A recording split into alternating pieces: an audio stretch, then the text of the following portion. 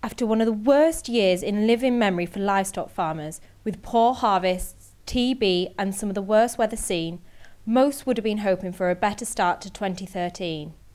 However, Schmallenberg virus may have put a dampener on the new year for some, with early lamb and sheep flocks reporting up to 50% losses. And on this Oxfordshire sheep farm, David Barber has seen firsthand the devastation the disease can cause, with lamb defects, difficult lambing and ewe and lamb losses just some of the problems seen. We first identified it when we had the sheep scanned. Bob Blandon, our scan man, found about 30 ewes that he could see had a problem, or dead lambs, or very small lambs. These were separated out and we blood tested half a dozen of them. All of those came back as positive for Schmallenberg. We normally expect to lose between 5 and 7%. Our losses this time were about 18%. And if we hadn't had Schmallenberg, I think we would have probably been down much lower than 5, because it seemed to be that most of the problems this year were Schmallenberg. It's been very difficult. It's made the job much more difficult. Trying to get the deformed lambs out. It's made a lot more work, a lot more time.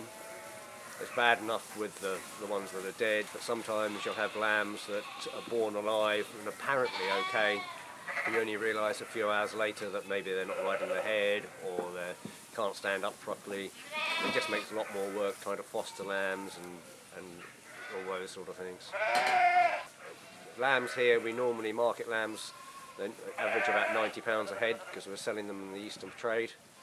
So a lamb born here, the day it's born, is probably worth to us about £60. And I would guess that the Schmallenberg has taken somewhere between 300 and 350 lambs. It would appear that the ewes were bitten in early summer, and they were the ones that have been affected. So traditional lambing flocks in this area probably have little to worry about. Further north, further west, I guess there could be issues. And also with beef herds or dairy herds who are AIing or mating during the summer, I would be concerned for them. More than 1,200 cases of Schmallenberg virus have now been recorded by the Animal Health and Veterinary Laboratories Agency, and as we approach the main lambing season, it's no surprise it will be with some trepidation after these early reports. I'm Sarah Trickett, reporting for Farmers Weekly.